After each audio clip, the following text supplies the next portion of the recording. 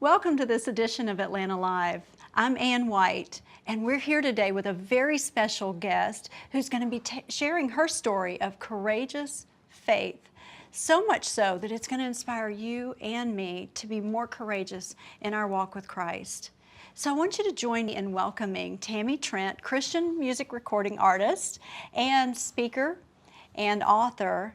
And welcome, Tammy. I'm so happy to have you here. And your story is absolutely, I'll tell you this, okay? When I was listening to one of a previous interview, because I just wanted to get to know a little bit more about this story that sounded so compelling, I was in the car with my husband, and by the time we got through the first 5 minutes, we were both in tears. So, but let's start back a little further before we get the audience up to that point. I just want to start back because your childhood, you grew up in church. Tell me a little bit about what faith looked like in your younger years. Yeah, you know, I had gone to a very charismatic church when I was younger, and I love my church. We had a great church. We had an awesome youth group of about 400 kids, and you know, my life was surrounded with music, Christian music growing up, and truly faith. And I learned early on, especially through my mom, that it was more than a religion, but that it was about a relationship with Jesus. So I understood what that really meant. That was the foundation of my life. And then when you start putting friendships in that, and music, and great teaching, I really felt like I was surrounded by some really great, authentic, practical people, and I guess especially people that taught me about the things of God. Right. And so in my youth group, I met this kid when I was 15, fell crazy in love. When he walked into church, I was like, oh my gosh, you know, he was so yummy, that feeling when I looked in the back of the room thinking, wow, I get to go to church with that guy. And so we met, and I was allowed to date when I was 16, and we started dated for about 7.5 years. I went off to Bible college and came back and just felt like, I can't live without this guy. He's just amazing. And he obviously felt the same way. I hope he did. Yeah. I hoped he did. I could tell from the story he absolutely did. Well, I felt lucky, you know, because every girl in our youth group wanted to date this guy and his brothers. And I don't know what it was about me, because I was such a tomboy. I was such a jock growing up, and all these really beautiful, beautiful girls and hair and makeup, and they wanted to date these guys, and I was like, let's go play basketball, you know? So I was like, I don't know what it was about me, but he chose me. And I felt lucky. And we had 7.5 years of great dating relationship.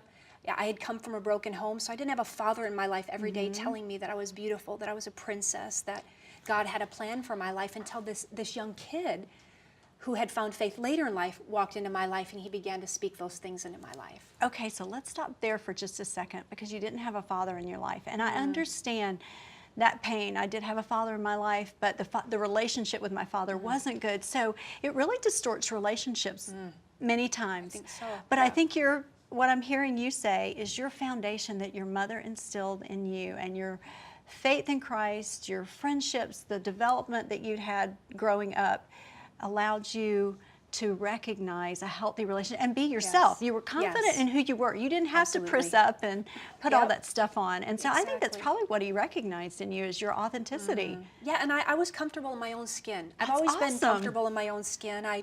You know, I know we go through those seasons of comparing, and I wish this and I wish that. I think we'll always have that no matter how old we get. But at the end of the day, I know who I am in Christ. Yeah. I'm confident in that, and I'm okay with that. You know, even in the gifts, I began to pursue music in my youth group, and writing and things like that. And eventually I signed my first record deal in 1995. And you know, I could sit and compare myself to some of my greatest friends in the industry, like Natalie Grant, who could sing the wallpaper off of the wall. She's amazing. But I always tease her and say, but you can't dance like me. So I think we're even. But you know, I never felt like I had a great gift of music either, not some big great voice. But I think, again, at the end of the day, I felt like, but I got something. But God gave me something, and I can do something with this. Don't you think we all doubt ourselves? Because I know I sure do. You know, well, am I really qualified to do this? Am I really? And I read that in part of your story, that you really did have some doubt in there. Did you start singing? And you love to dance. Did you start singing and dancing as such a child? Were you dancing around the house? Yeah, always. Mom said I was walking at 9 months. So, you know, I've always been filled with a lot of energy and a lot of life. I'm quick to laugh. And I think for me, music was all a part of all of that blend. And so when I began to write music, and on the first album that I released, it just, again, it was authentically me. Yeah. I didn't have to try to pretend to be somebody that I wasn't, and I appreciated that about my first record deal. And, you know, I just began to follow down that road of music and ministry, and got married in 1990, and he began to travel with me and minister with me full time on the road, and we just somehow made it work. We juggled a lot of things together, but we made it work. At the end of the day, we didn't just love each other, but we liked each other. And I was a lucky girl. Even I was a blessed woman, even throughout my entire marriage, because I knew love faithfully. I knew love consistently. I never questioned it. I never doubted it. And when we talk about knowing who we are in Christ, so much of that also is very helpful when we surround ourselves with good people that also celebrate us in our relationship with Jesus. And for a woman to have a man in her life that fully covers her, that fully believes in her, that constantly reminds her how beautiful she is, I had that every day. So I also had that confidence, not just from who God said I was, but also who my husband said I was. And everything was about to shift, and everything was about to change. A girl not thinking I had a testimony, and fast forward 11 years later in our marriage, and everything shifted and changed for me. Wow. Let me stop you there for a minute, because when you talk about having that husband who built you up and made you complete, and that's really what that relationship is supposed to be about. That's the way God designed it. And I think about our next generation, and I think about the girls out there who are struggling to find that young man.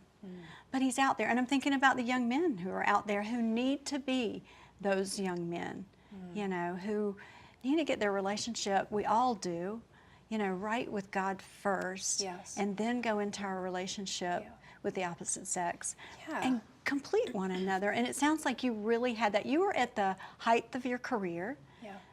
You were at the height of your marriage.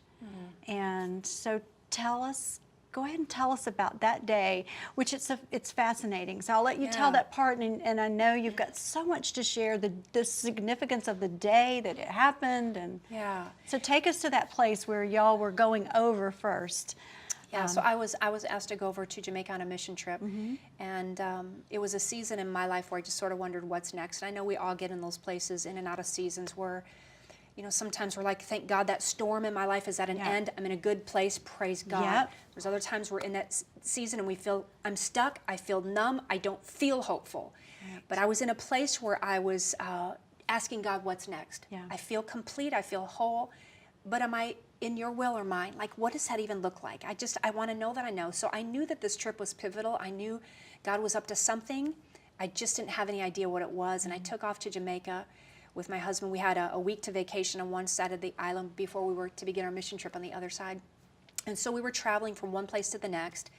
And we stopped off at this legendary place called the Blue Lagoon. And he wanted to free dive in the Blue Lagoon. Because he'd been a diver for a while. Trent had been a diver for so he was certified at the age of 12. Wow. So he was brilliant at it. He never did anything to take a risk. I was never afraid of Trent being in the water. And so we had lunch there on the edge of the water, and he suited up and said, I'll be gone for 15 minutes, and I'll come back, and we'll go do something you want to do. And I thought, that sounds fair. That's perfect.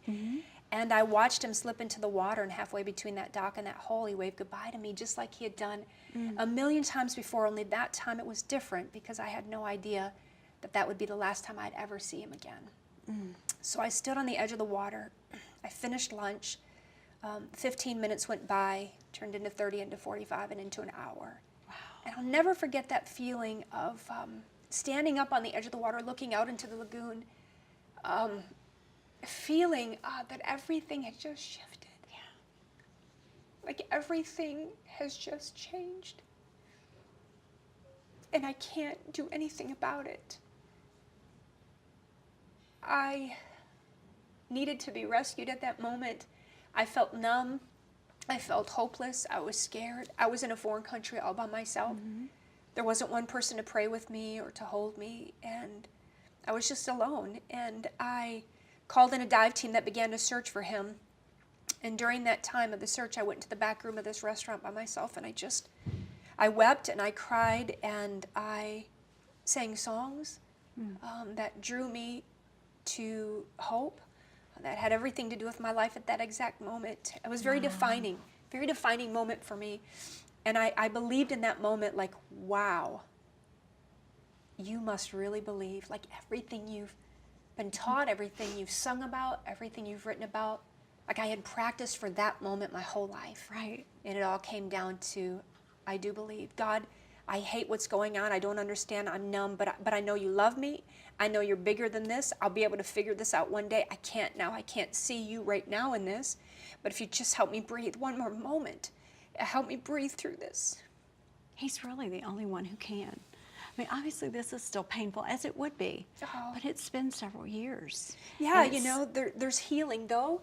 Even though I can sit here with you today, Anne, and have moments of just, it's because it still takes my breath away. Sure. Grief is one of those unbelievable things, especially when something tragic happens where you Right. never got a chance to say one more I love you, one goodbye, or anything. You just are forced to put your life back together again. And there's healing in my life. Thank God for healing. Thank God for hope. But it's like a scar, you know, that's healed, but I can look down on it and just think, look at always where I've gonna be come, there. look at where I'm going, but ooh, I remember, you know, and so I remember how I felt when I tell those stories. I go right back to the edge of the water. But the beauty of it is when I take you to the edge of the water, I bring you to the other side of that to show you exactly what God's done in my life, where it's real, it's authentic to me. There's nothing fake about the hope that I have in Jesus. Pain is very real, but so is hope. Yeah. And that has been my journey back to life again the last 15 years. Where would we be without that hope? I don't And know. I think our audience listening can probably relate to this in different ways. You know, they may be having struggled with some abandonment issues or a divorce. You know, there's all sorts of pain that we struggle with out here, but it doesn't take the pain away. And I like what you said about that. It's not that it's going to be gone. Yeah. That scar's going to be there. But we're going to learn how to persevere Yes. and be courageous Yes. in our faith Yes. through that. And sometimes God draws us in closer. And I think I heard you say that He had prepared you, and you knew. He knew this was going to happen. Yes. But He also knew that you were prepared, and He was going to be able to wrap you in His loving arms. So I know this is painful, but take us back a little bit further into that day, because this was the day right before 9/11 in 2001. Yeah, I mean, you know, not just my world shifting and changing. A lot of people's world Right. shifted and changed. And yeah, that dive happened on the 10th. The search started for him on the 10th of September, and it continued the morning of September 11th, 2001. So as that search began for him and continued, I was getting phone calls at the home of two perfect strangers. My family was grounded on planes all across the country, so Sure. no one could get to me. And and then I got the second call that they had recovered his body from the Blue Lagoon. And man, I lost it. I couldn't breathe. I couldn't move. And I'm watching now the second plane plow into the Twin Towers in New Right. York City.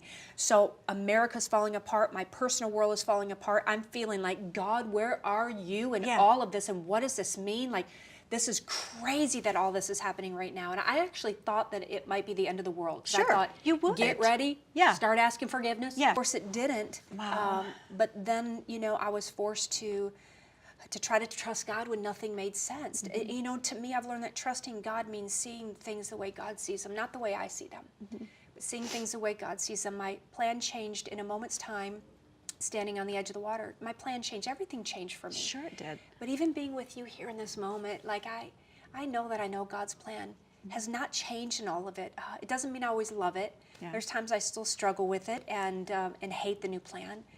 But I've learned to give my pain purpose through it. And if there's one thing that I've learned on this journey back to healing, is that I can never interpret my numbness as God's absence in my life. There's never a time when Jesus is not speaking to us. There's never a time when He's not present in our lives. We can shut the door. We can feel abandoned. We can feel numb, like God is not listening anymore. It's easier to do that than to fight for your spiritual life and say, God, speak to me through this, move through this. God's intention is to always move us from a place of brokenness into a place of healing and wholeness. It's His intention. So if you believe that, then you've got to stay open to healing in your life. It doesn't mean it has to come overnight. I don't think God expects that from us. He just says, stay open and watch me do something beautiful with the brokenness of your life. Right. take those baby steps. You know? Totally. If it's baby steps for someone listening, someone watching today, be courageous and take a Yes. baby step. And don't do it alone. Do you not find, and I know you do because you've shared your story a lot of places, 700 Club, you've been a ton of places sharing your story, and thank God for that, because that encourages others to share their stories. Yeah. Because I think one of the worst places we can be, and I've been there, is in isolation and saying, I'm the only one dealing with this type of issue. No Definitely, one yep. knows how I feel, and I don't want anybody to know how I feel because they wouldn't understand. But it's that transparency and vulnerability when we come out and we share our story with safe people. Yes. And then when we're courageous enough and God's worked on us enough and He's gotten us to that point to do what you're doing today, and that's sharing with a multitude of millions of people to say, you're not in this alone. No, exactly. And I think you're exactly right. When we choose the isolation and to try to journey it alone, we weren't meant to journey stuff alone.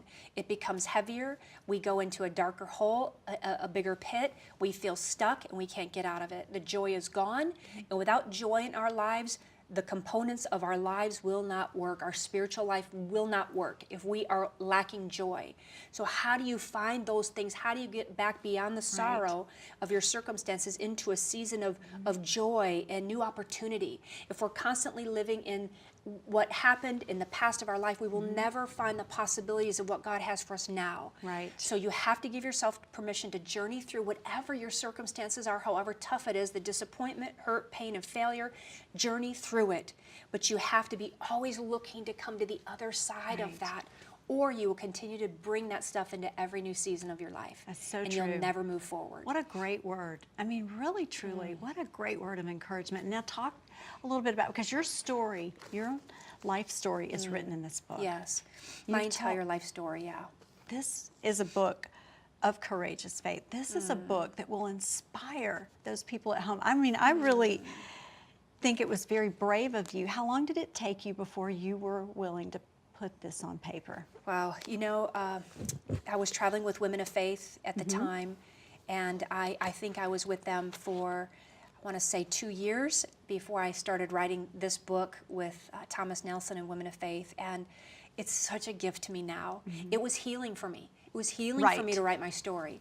And then to think that anybody would get anything out of my story, that still amazes me, because I'm just a girl that has a story just like everyone else has a story. We all have a story. Yeah, and to think that there would be anything in my story that would encourage or inspire somebody, it still blows me away. But the book, I felt like I was writing it for me. Let me tell my story, so I'll always have it in a treasure.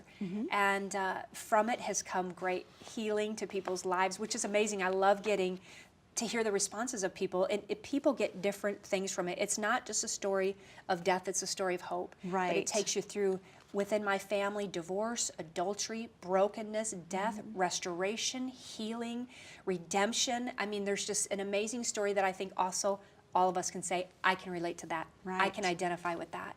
So that was a gift to me that I wrote just probably, I want to say maybe 3 or 4 years after the death of my husband. Wow. And it continues to be life to me. Yeah. As I find out that it's life to others. So it's been a gift. It is helpful when we can help and encourage others, because God really created us for that. Yes. You know, and tells us that we're to comfort others. Yes. With that same comfort we've been given. And I love this picture. I think that's such a sweet picture. Oh, I love that too. Of Yeah, you I and would your bring him up husband. on stage with me and make him sing because he was horrible, and it was awesome. It was awesome. The crowd That's loved great. it, and he Of tried to course they sing. And did. I laughed, and he laughed, and people always thought, "I can't believe you did that, Tim." And I'm like, "We planned it." Yeah, and how courageous of bad. him just to I know, say, I it's know. okay, I'm going to get up there and Totally. What But- great memories. I mean, you Yeah. have some phenomenal memories. I do. Even I though do. it was a short time. Yeah. But it was a Yeah. beautiful time, and there's some great great parts in that. So now talk to me about your latest CD, because you have a new Yeah. CD out, and so Yeah. how long did it take before you were really inspired, or was it fairly quickly that God just gave you song again and gave you music to pour your heart into again? No, it took a while because I certainly, I was so broken that I just felt like I had nothing to give. I really had nothing to give. And I think it was through the Women of Faith platform, as I began to heal those early stages, where I started to listen to the hearts of other women that were Right. affected even by my story. And so I would go into the studio and I'm like, I have the perfect song to write. I know what to write for that girl that's feeling numb. I've been there. I'm going to write her a song that says to hang on, like you're not alone.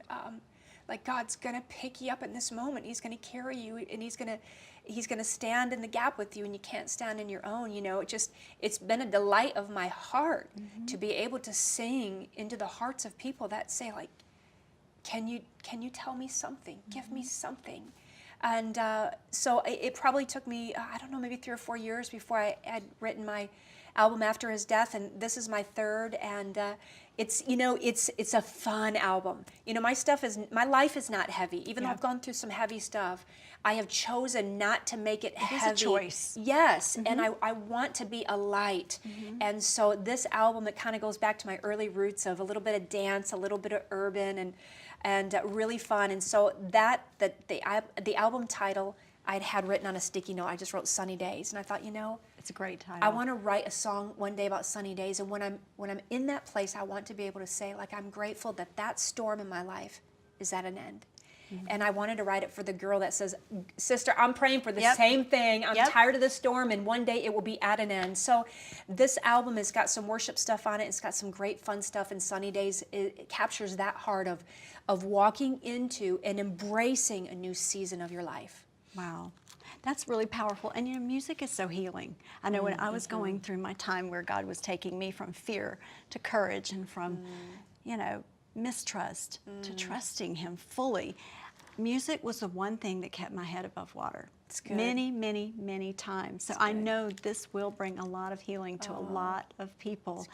Now, tell people how they can get in touch with you, how they can find you.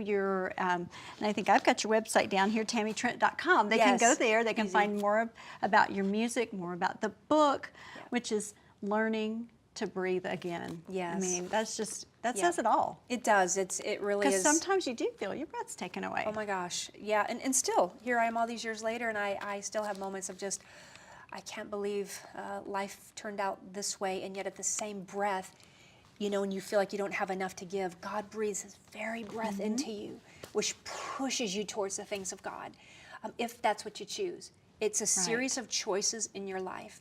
You can choose to be bitter and angry and do nothing with your circumstances, or you can choose to say, God, I might not have much to give, but I have this. Can you do something with it? And He always says, just give me something. Right. You'll be amazed at what I can do with your something. Yes. And I think that's what I continue to do each year, is give Him a little something.